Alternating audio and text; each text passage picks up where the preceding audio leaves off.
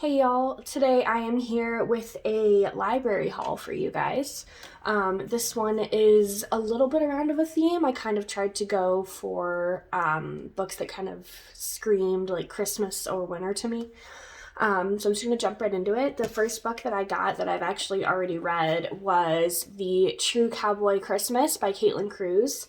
I had never read this author before, but I did have ARCs for all of the books that basically come after this one in the Cold River Ranch series. So I was pretty excited to get to this. I ended up actually binging the whole book last night after work, which isn't to say much. It's only 300 pages, but I really did enjoy it. My only gripe with it was that it was like a lot darker than I anticipated it being for like a Christmas like Hallmark romance. The main male character is dealing with a lot of baggage, and so I found it to be like pretty heavy, and also like a lot of the complaints from the main character were like very not only unfounded but repetitious. Like she was constantly repeating why she thinks she wouldn't be a good fit for this guy and stuff like that. So this isn't a wrap up or anything, but I'm definitely obviously going to be continuing with the sequel since I have ARCs, but this is the first book I got from the library yesterday. After that, I haven't read any of these. These are just ones I've heard good things about.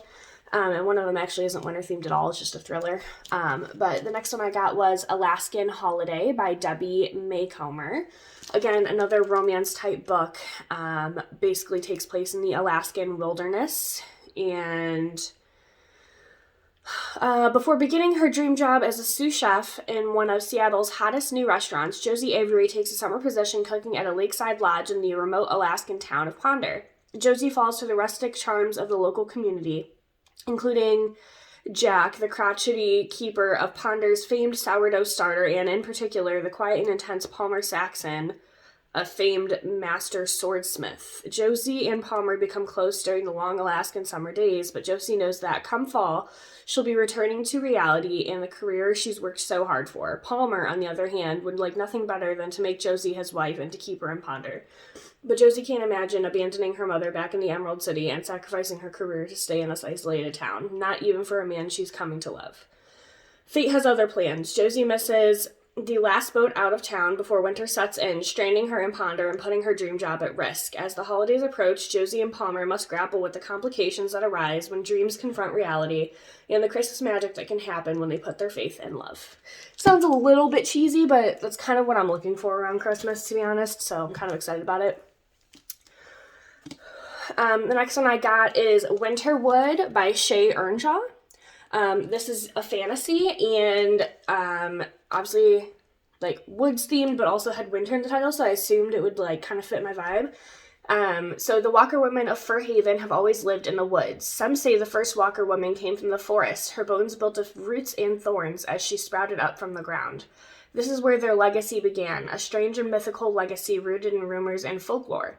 Over the years, there have been many tales of Walker women. Most have been lost, stories forgotten, fables and myths washed away with the spring rains. This story is one such tale. It was once scattered like autumn leaves buried in the soil, stitched there until it arose, until something stirred it loose, until the forest shuddered and opened its eyes.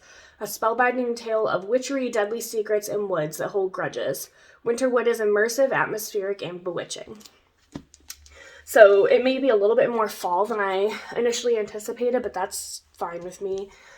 So the next book I got from the library is 10 Blind Dates by Ashley Elston. This one was super huge last Christmas, and I'm really excited to get to this one.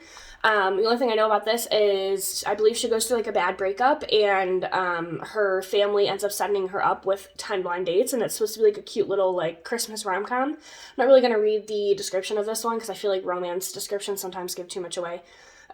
So I'm really excited to get to this one, and now we can talk about the one book on this list that I don't believe is actually winter themed, and that's The Turn of the Key by Ruth Ware.